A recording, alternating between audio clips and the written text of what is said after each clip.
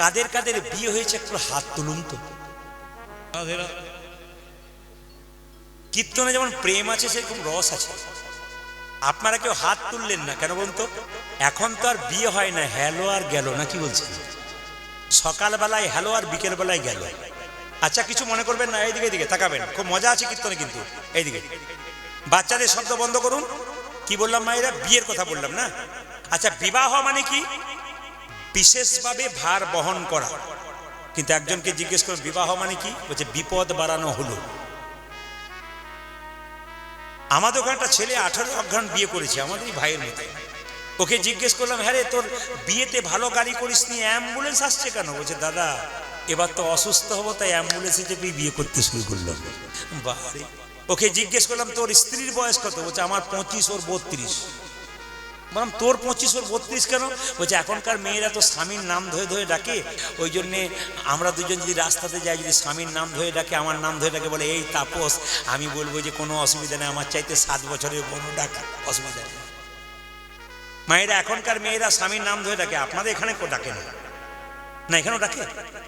বা এরা বলছে না না একবারে ডাকে না, দুঃখ করে বলছে।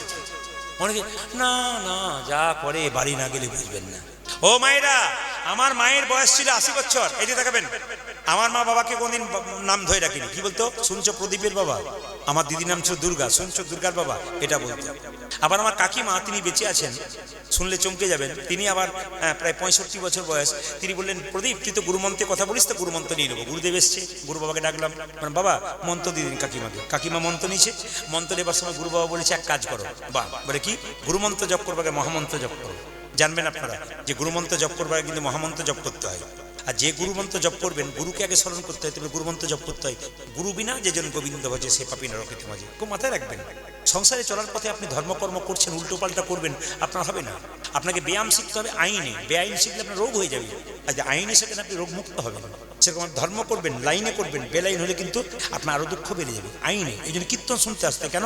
আপনার জেনে যাবেন, শিখে যাবেন কিভাবে পথ চলতে হয়, কিভাবে গোবিন্দের প্রসাদ পেতে হয়, এগুলো শিখতে হয়। তা আজকে বলে রাখি, আপনার মন দিয়ে শুনবেন, যে জায়গায় বসে আছেন। গুরুদেব আমার কাকিমাকে বলেছে আমি গান করতে গেছি, বলেছে শোনো মা, গুরুমন্ত্র জপ করবাগে 16 নাম 32 অক্ষর বলতে হবে, হরে কৃষ্ণ মহামন্ত্র বলতে হবে। আমি গেছি গান করে, কাকিমা এসে বলছে বাবা প্রদীপ মন্ত্র নিয়ে নিলাম। বললাম খুব ভালো করেছো। বলছে একটা জায়গায় গন্ডগোল হলো। বলে কেন? গুরুদেব বলেছে যে গুরুমন্ত্র এই যে বলছে গুরুমন্ত্র জপ করবার আগে হরে কৃষ্ণ মহামন্ত্র জপ করতে হয়। তো বললাম করো, কোনো অসুবিধা নেই। কি অসুবিধা আছে? বলছে না সবটা বলি এক জায়গায় আটকে যাই। বলে কি? হরে কৃষ্ণ কৃষ্ণ কৃষ্ণ হরে হরে, তারপর তোর কাকার কি নাম বটে তুই তো জানিস? কাকার নাম কি? জেনে বলুন। রাম। বললাম কাকিমা কাকার নাম রাম, তাতে কি হয়েছে? তুমি বলবে, কোনো অসুবিধা নেই, তুমি বলবে। বলছে না না তুই যতই কীর্তন করা, তুই 1000 লোককে বোঝা, তোর কথা আমি শুনবোই না। বলে কেন? আমার 14 বছর বয়স বিয়ে হয়েছে, আমি স্বামীর নাম করি নাই, করবো না। তাই তোমাকে তো হরে কৃষ্ণ মহামন্ত্র ভজন করতে হবে। বলছে আমি একটা বুদ্ধি করেছি। বলে কি বুদ্ধি? আমার তো 7টা ছেলে মরে যাওয়ার পর একটা ছেলে হয়েছে, তার নাম ফেলারাম। আমি আজ থেকে বলবো হরে কৃষ্ণ কৃষ্ণ কৃষ্ণ হরে হরে, হরে ফেলার বাবা, হরে ফেলার বাবা। বাবা রে কাকিমা, তোমার কি কীর্তনে মজা আছে, কিন্তু এই রস যদি ঢালতে শুরু করি আপনারা বাড়ি যাবেন না। কিন্তু কি করবেন? এই 15টা বেজে গেছে, কিন্তু কি করবো বলুন? 15টা বাজছে, 9:30 না, আপনার ঘড়ি ফাস্ট আছে। মনে নয়, এইদিকে দিয়ে সবাই লক্ষ্য করবেন, যে যেখানে বসে আছেন মন দিয়ে শুনবেন। স্লো আছে আপনার ঘড়ি, হ্যাঁ ফাস্ট নেই, স্লো আছে কিন্তু। এই দিয়ে তাকাবেন। কি বললাম জোরে বলুন? যেই না বলেছে কাকিমা যে ফেলার বাবা দেখুন নাম কিন্তু করছে না।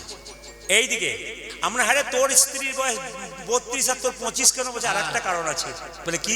এখনকার মেয়েরা মাঝে মাঝে স্বামীকে 2-4 থাপ্পড় দিয়ে দেয়।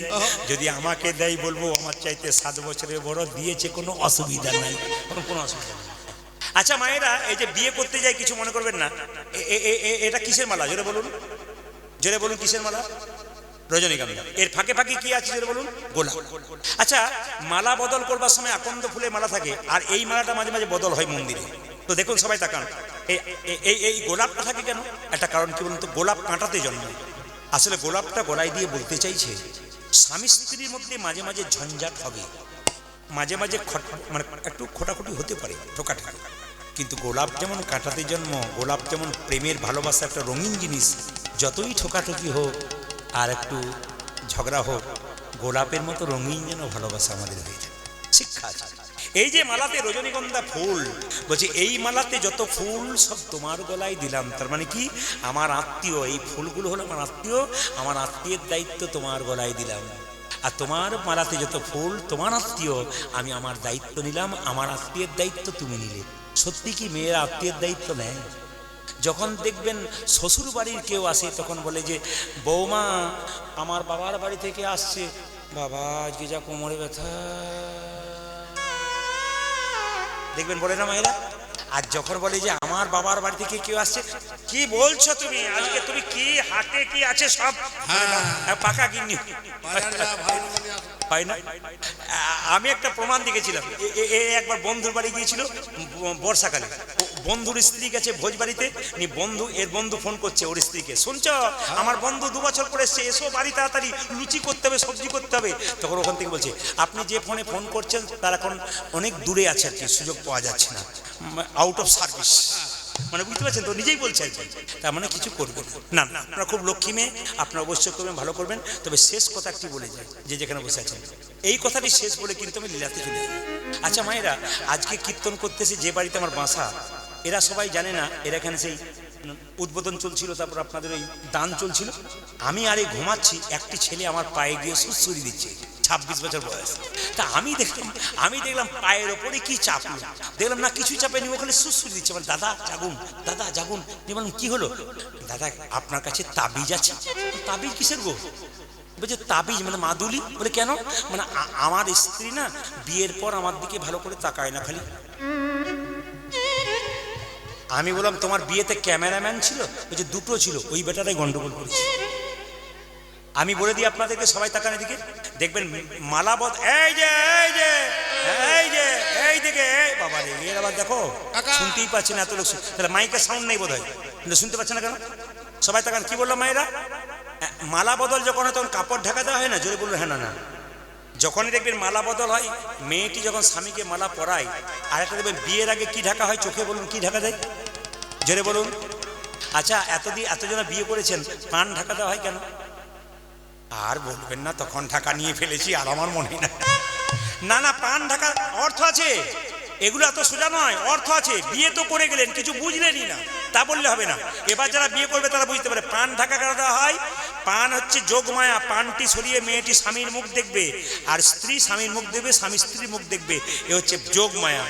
একটা বাড়িতে কীর্তন করতে গিয়ে কথাটা বলে দিয়েছে, আর বয়স্ক বাবা বলছে বাবা আমার 3টে ছেলে আর 3টে বউ, মায়া আয়নায় খালি ঝগড়া করছে।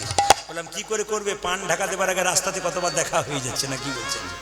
আসলে ওই যে ছেলেটি বললো যে আমার স্ত্রী তাকায় না, বিয়ের সময় যখন মালা বদল হয় দেখবেন স্ত্রী যখন স্বামীকে মালাটা পরাতে যাচ্ছে তখন শুভদৃষ্টি হয় না মায়েরা, যেটা বলুন শুভদৃষ্টি হয় না? যেই না মালাটা এরকম করে পরিয়েছে স্বামীকে, স্বামীর দিকে তাকাতে যাবে তখন ক্যামেরাম্যান পেছন থেকে হচ্ছে এই দিকে তাকাই দিকে, শুভদৃষ্টি কোন দিকে হইল? আপনার ক্যামেরাম্যানকে বলি না কিন্তু, আমি অন্য জায়গায় বললাম।